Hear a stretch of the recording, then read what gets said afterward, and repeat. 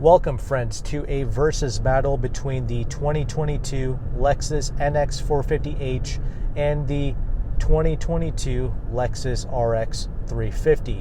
Why am I doing this comparison? Well, it's because the NX is all new, fully redesigned. It's a brand new car, right? It's the freshest, latest design. However, this is a pretty hard vehicle to come by. But the 2022 RX is probably going to be a far more readily available vehicle and SUV for most families.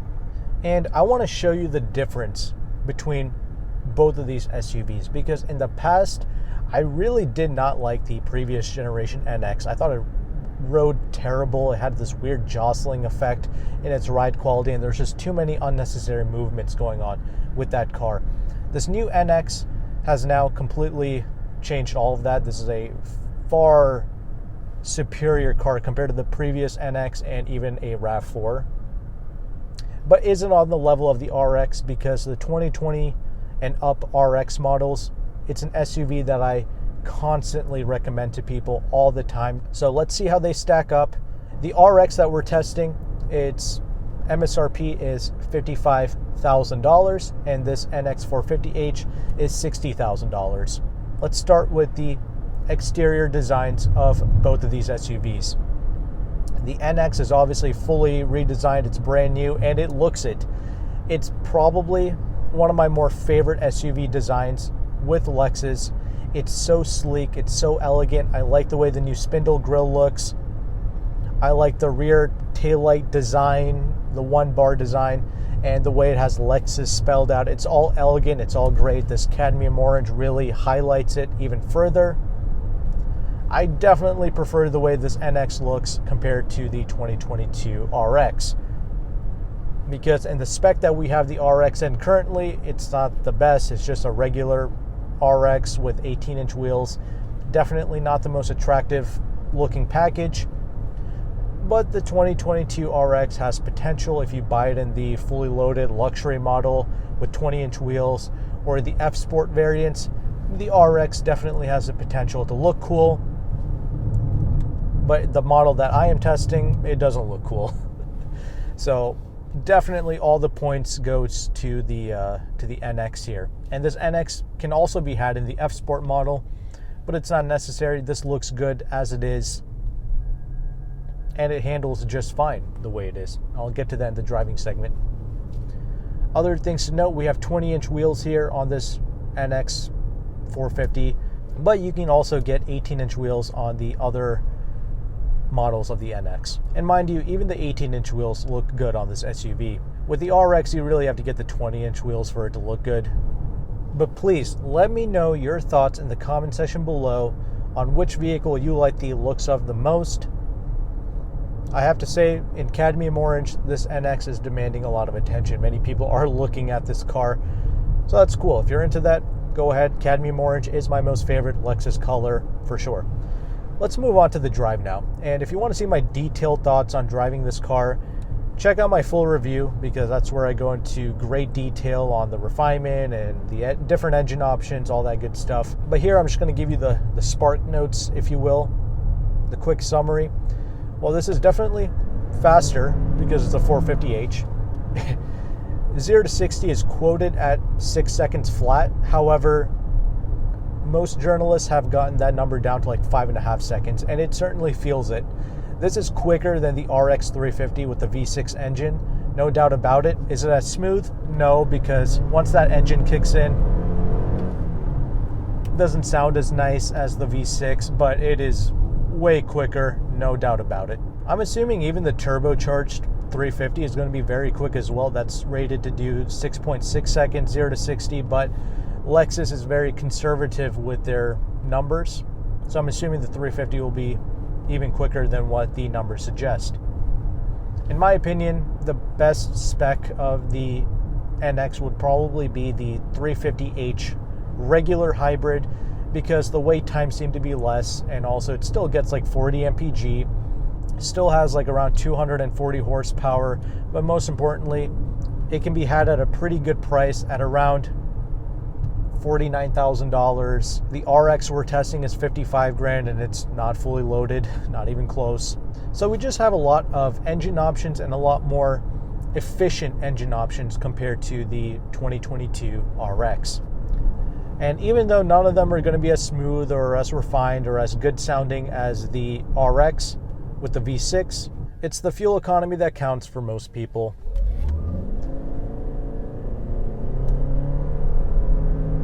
Obviously, this car can also be driven in the full EV mode, which no RX can do that except for the 2023, which I have not tested, and it's not even available yet to purchase.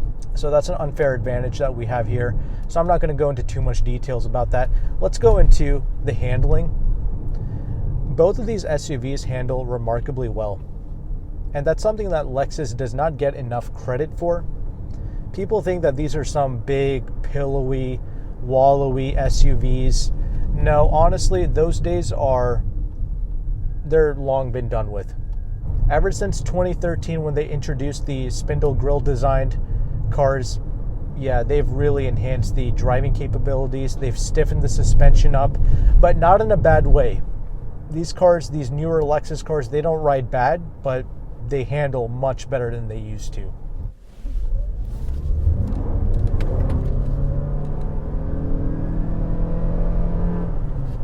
Busting a U-turn is not an issue in this car, nor is it in the RX, but this is a little bit better because it's smaller. But these cars now have a taut feel in the suspension. When you take long sweeping corners on the highway, you don't have to let off. You can maintain that speed because these are confidence-inspiring SUVs now. But it doesn't feel dead or soulless like some of the German competition. This still has some of that Japanese charm, and it has some character when you drive these SUVs. I would say this NX probably outhandles the RX just a little bit more, but not by much. They're both very good.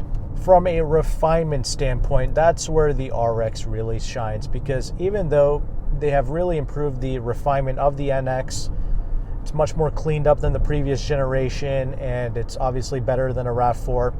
Still not on the RX level. This still produces more wind noise and tire noise than the RX, and that's, kind of unacceptable considering the fact that this is 60 grand, and that's another reason why I would rather go with the 350h, because it's about 10 G's less than this 450 the way I would spec it out. And that's still going to be 5 grand less than the RX that we're testing, while getting much better fuel economy, like twice as good fuel economy. So that's one of the reasons why I don't like overpaying for the NX, because it's just not as refined as the RX is. The RX, I don't mind paying 60 grand or even 65 grand for it, because it's genuinely that good. When you get like a fully loaded luxury model with the semi-aniline leather and all that good stuff, that car is genuinely worth it.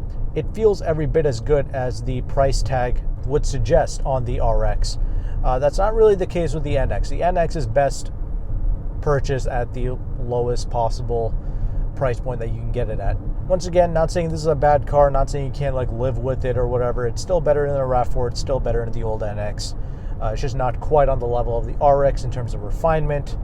You pair that with its buttery smooth V6, then yeah, the RX is kind of the better luxury product still. And I have driven the 450h. That's also a refined hybrid setup. It's just not as efficient as the hybrid setups found in the NX. So with that established, let's go ahead and let's hop inside of the RX 350 and let's take that for a spin, and I'll give you my thoughts on it.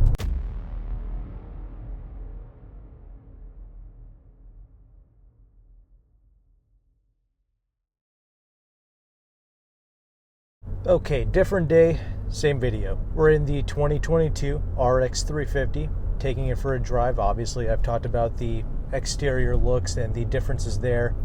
You can certainly pick which one you like the looks of the most. So let's get into these driving aspects now. The biggest highlight with the 2022 RX and why so many people still want this car is because of this 3.5 liter naturally aspirated V6 engine.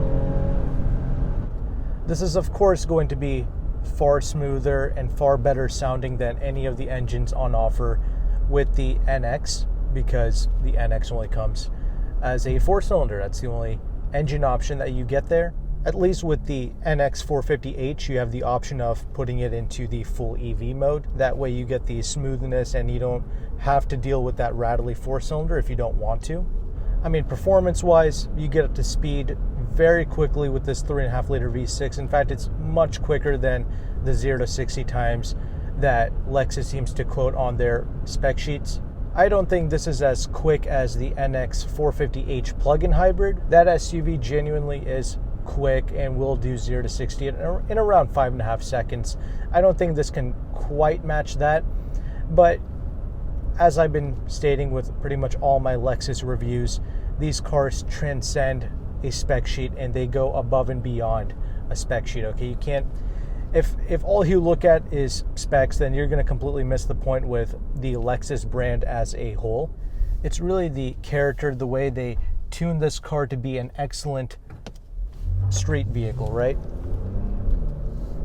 The way it handles, the steering inputs, the satisfactory engine note coming out of this particular 3.5 liter V6. And in fact, many vehicles that the RX competes with, many of the European cars, all of it is going to be faster on paper, but none of them are going to be quite as satisfactory as ringing out this naturally aspirated V6. And that's what a spec sheet will not tell you. From a handling perspective, this SUV handles pretty much similar to the NX, meaning that it's good. Both of these SUVs are very good in terms of the way they handle, but I would probably still give the edge to the NX simply because the model I was testing is the heaviest 450h, which is around 4,400 to 4,500 pounds, and that matches this RX in terms of its curb weight. Both of these cars, they weigh about the same, but the NX can be had in a much lighter package as well. If you got the NX 250 with the front wheel drive, you can save about 800 pounds on the curb weight. And even the NX 350h hybrid, that weighs about 400 pounds less than the plug-in hybrid. So again, the NX has a lot more potential to handle even better than the model that I am testing. So I'm going to give the handling points to the NX. But where the RX really shines is in terms of the refinement. This is a far quieter and smoother driving experience than the NX. In fact, even the steering input, this is much lighter in the RX. It's just a easier driving experience. It's not quite as stiff. I feel like they have added a little bit more weight to the NX steering simply because they want to demonstrate to people that they have handling in mind with the NX. And with the RX, it's just more relaxing, and you can't dispute the fact that this is a quieter car at speeds, a lot less noisy, which is surprising because both of these cars do utilize double pane glass in the front. And, you know, no knock against the NX. It's still far improved over the previous generation and over the RAV4, as I have stated multiple times. It's just not quite RX level. And this particular model of the RX, it's riding on the previous generation K platform, so this is not the all-new TNGA K platform that the NX is riding on, but regardless, that's made no difference. That doesn't really matter. This is still the higher quality driving experience compared to the NX, and this is why I keep recommending the RX to so many people. I do genuinely feel like it is worth paying the premium, but you have to keep in mind there is a premium attached to the RX. The model we are testing here, this is a $55,000 RX, and it's nowhere near fully loaded. We don't even have the Mark Levinson audio system here for this price.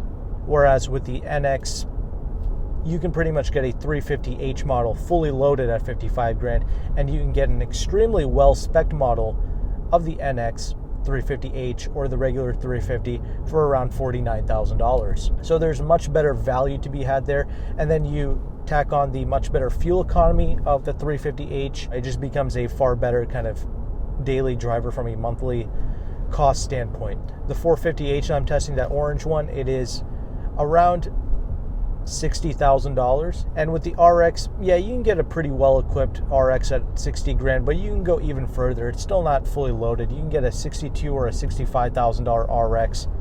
So this is a much more expensive car, but again, it's worth paying the premium in my opinion. And let's not forget, there is a new 2023 model of the RX that you can order, and that will come with some more hybrid options as well. I have no idea what the availability is on a 2023 RX, but you can ask your local dealerships. From a ride quality standpoint, I do think the RX, this particular one, is a bit softer than the NX. However, as I already stated during the drive of the NX, I don't mind the way that car drives. It's not a offensive ride quality by any means. It's a bit stiffer than this, but it's not jostling you around. It's not throwing you around all over the place. It's still comfortable for most people, and I did a pretty long journey in it, and I did not feel fatigued, and I think that's what's important with the NX. So I think both vehicles, ride quality wise, you shouldn't have a problem, but technically, yes, the RX does ride a bit better. They both use pretty much the same suspension architecture. We have a strut-based suspension in the front, and we have double wishbones in the back for both of these SUVs. This is a slightly longer car, the RX, with a slightly longer wheelbase, so that's going to help it ride a bit better as well. But out on the highway, both SUVs have excellent stability. They are both confidence-inspiring vehicles. And another thing I forgot to mention, this RX rides on 18-inch wheels, so that's going to be another reason as to why this car rides pretty well. However, an RX with 20-inch wheels pretty much rides identical to the 18s, but I just want to let you know this particular RX is riding on the 18-inch wheels. Doesn't have much bearing on the ride quality, but just thought I'll let you know. And getting the F Sport variant of the RX doesn't really affect the ride quality or even the handling for that matter. You hardly even notice a difference, and with the NX, it handles so well that I don't really think getting the F Sport is necessary. So you can skip that on both of these cars, but if you like the way it looks, then go ahead, get it if you want. And finally, I will talk about the transmission in the RX. We have an 8-speed automatic transmission. In the NX 450h Plus, I mean, it's got a CVT because it's the plug-in hybrid. I have not tried any other version of the NX, but I'll say this, I do like the way they have the new Lexus transmissions tuned. I think this 8-speed, it kicks down when I need it to, gives me plenty of power and grunt when I need it. That's not an issue. And the CVT in the NX 450h is also well tuned, very natural. In either of these cars, you never really have the tendency or the need to floor them. I think the power band is well calibrated, so it's great for everyday driving. You pretty much always have power when you need it, so you don't necessarily have to stomp on the throttle, but if you do, you'll be pleasantly surprised. The car will kick down. I'm just driving in the comfort mode right now. The paddles and the sport modes is totally unnecessary in both of these vehicles, and I'm fairly confident that the regular gasoline powered NX models will also have good transmission tuning as well. Lexus has been pretty much nailing the transmission performance in their everyday SUVs and sedans. So with all that established, let's go ahead and let's transition over into the interior segment and let's conclude.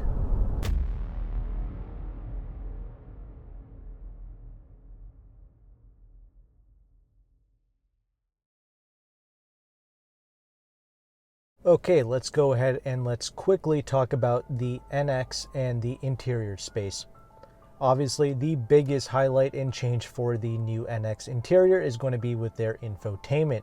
Gone is the touchpad. We now have two screen options. The base model NXs get a 9.8-inch touchscreen, but the highlight, the showstopper, I guess, is this 14-inch display. The one that everybody wants, I guess. And it's very good, don't get me wrong. This is an amazing infotainment screen, easy to use, easy to access. The ergonomics are good. We have wireless Apple CarPlay and Android Auto. I have no issues dealing with the climate control in this. We have some physical buttons here like the volume knob, the window defrosters, and the temperature controls. All that is physical. Honestly though, in my opinion, I never had an issue with the touchpad. That was also one of my more favorite infotainments that I have ever used. However, I know that for a fact, most people will love this. This is what everyone's been waiting for, and don't get me wrong, this is still one of the best infotainments in the industry. The end. So, good job there. This NX 450 has almost 5,700 miles on it.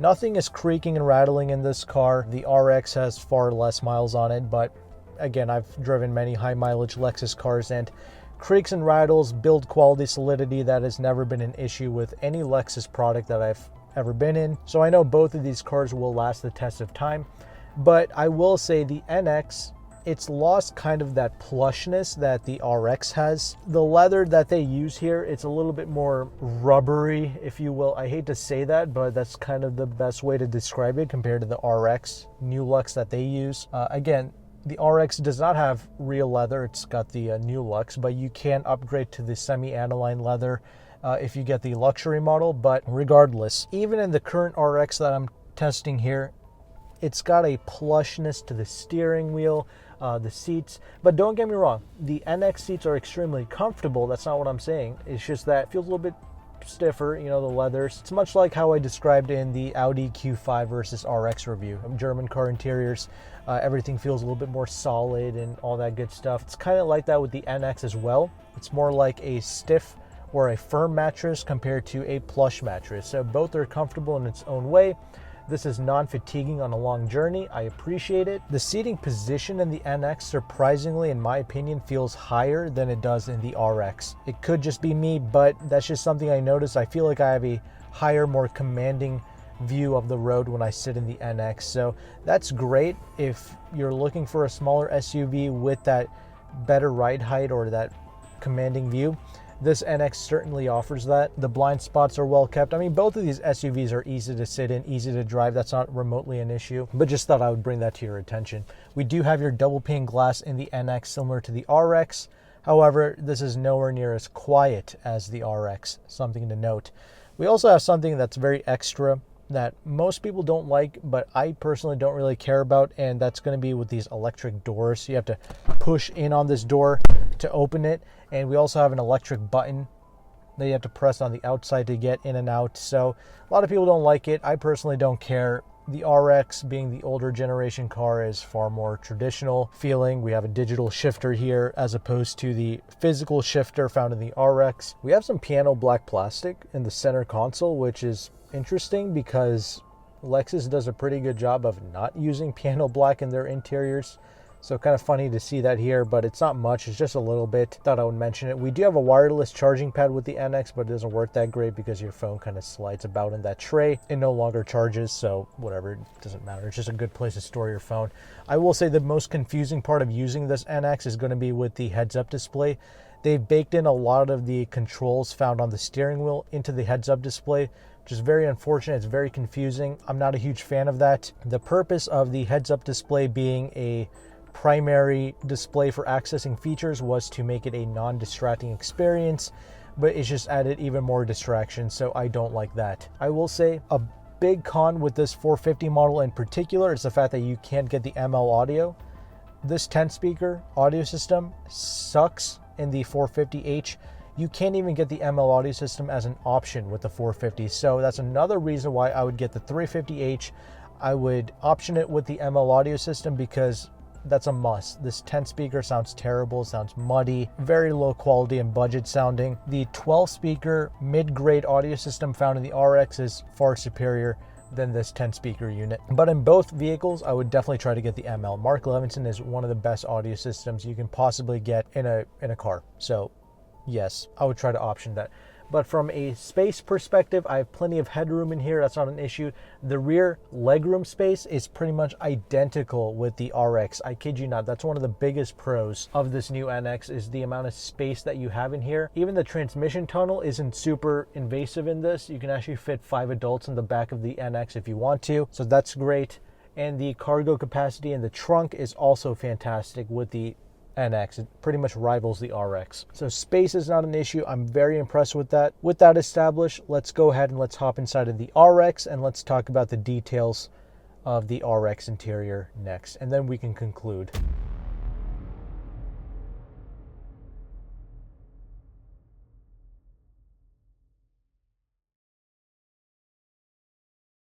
Okay, now that we are stopped, let's go ahead and let's cover this interior space very quickly, talk about the pros and the cons, and then we can conclude. Now, overall, the biggest difference here is the fact that this RX is a previous generation Lexus interior space, and that's what turns off so many people from this particular car.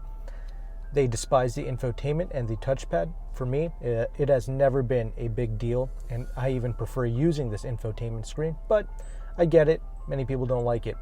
We do have here Apple CarPlay and Android Auto with this particular screen. but it is wired Apple CarPlay and Android Auto, whereas in the new NX models, they are wireless. So in any way you slice it, the new car has the better infotainment that most people will like. I don't have an issue with this one, but I will admit, if you are buying a 2022 RX, you should really try your best to get it with this 12-inch screen as opposed to the 8-inch, because it just doesn't look right when you get the 8-inch screen. You get the same sized tablet, but what they do is they cut the screen and make it look smaller. They make it an 8-inch screen within this 12-inch tablet. That's what I don't like about it. We had a more digital and modern gauge cluster in the NX as opposed to this RX, which is more plain and basic. Now, if you got the F Sport variant of this RX, then yes, it will look a little bit better, but for the most part, I will consider this a con. This is pretty dated in the way that it looks, but it gets the job done in the RX. So I don't mind it, but for most people, this would be a pretty major con. The other major difference between these two interior spaces is the fact that the RX has a more plush feel to it as opposed to the NX, which in my opinion has a cheaper feel to the interior space. It just feels like a more rubberish leather. Not to say that the NX isn't comfortable, this one just has plushness everywhere you look and touch. Like the steering wheel has a softness to it that the NX steering wheel does not have. We have here the New Lux fake leather interior, finished in birch for this RX 350. And these New Lux seats just have that softness to it that the new NX does not have. But I will say this, the NX seats feel a little bit more comfortable to sit in on a longer trip than this particular seat.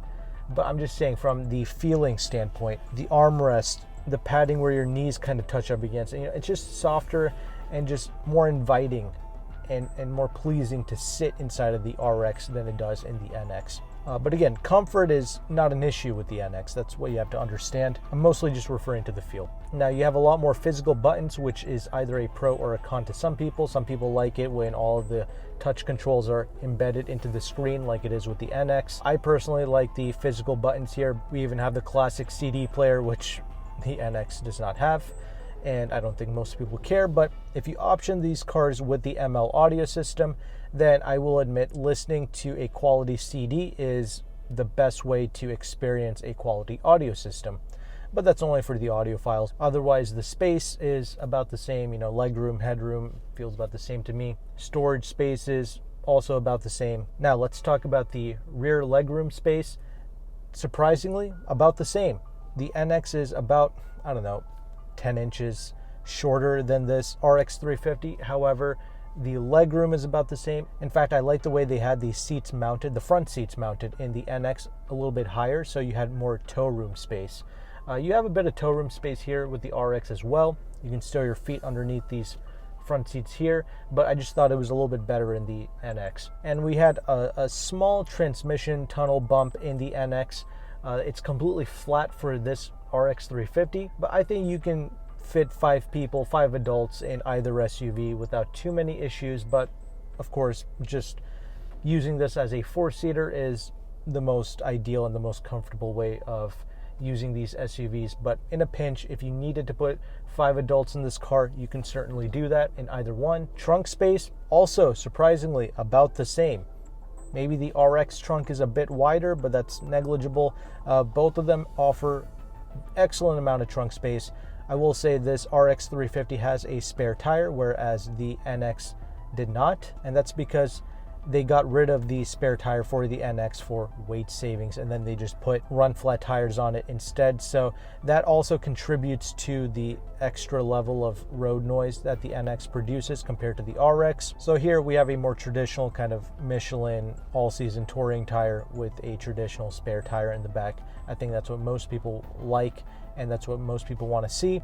So we have that here. That's another advantage for the RX. But overall, concluding thoughts, which SUV would I choose? Well, in this day and age, we live in some very interesting times. It doesn't really matter which SUV is better than the other. What matters is the availability. Which car do you have available to you in your particular market? Fortunately, both SUVs are great. I can recommend both. I don't mind it. The new NX vastly improved and superior to the previous generation. I can actually see myself daily driving an NX without too many issues, particularly the 350h models with some nice options. I can certainly see myself driving that for around $49,000, $50,000. I think that's pretty good value. So most families will be happy with either. But here's the thing, I did partner up with a company known as AutoCompanion, and they will offer you discounts on both of these SUVs. And when I talked to AutoCompanion, they said that the NX 350h, there's going to be a 6-month waiting period for that. And with the NX 450h plug-in hybrid, I mean, you can wait a year, maybe even 2 years to get your hands on that car. So that's what I'm saying. Many people, despite some of the flaws, they would love to daily drive an NX 450h plug-in hybrid, but because of availability, due to pricing, due to some dealerships charging over MSRP, it's just not possible for people to, drive the NX 450h. Unfortunately, it's such a great product, despite it not, coming with the ML audio and all that stuff. You have to admit, it does damn near 40 miles of pure EV range. It's a great product still, one that I recommend, obviously, but again, it comes down to availability and pricing. So AutoCompanion could certainly help you get into a hybrid or a plug-in hybrid, but you're just going to have to wait. And if you're interested in working with them, they are located in the Washington, D.C. area. They have partnered up with multiple Lexus dealerships in that particular area. They also have BMW, Audi, and a bunch of other manufacturers that they work with. But Lexus is the biggest car company that they cater to. If you're outside of Washington, D.C., you can have the car shipped, but again, you will have to pay up for the shipping costs, and there's also a broker fee of $500, but you can take $50 off of that if you sign up with my link. They also have a new leasing calculator that you can play with, but again, you don't have to lease the car to take advantage of the discounts. You can just finance it or pay cash and still get the discounts. So if you're interested in all that, I will have all the information down in the description box. Thanks again for watching. I will have the next video on the end screen here, and I'll see you there.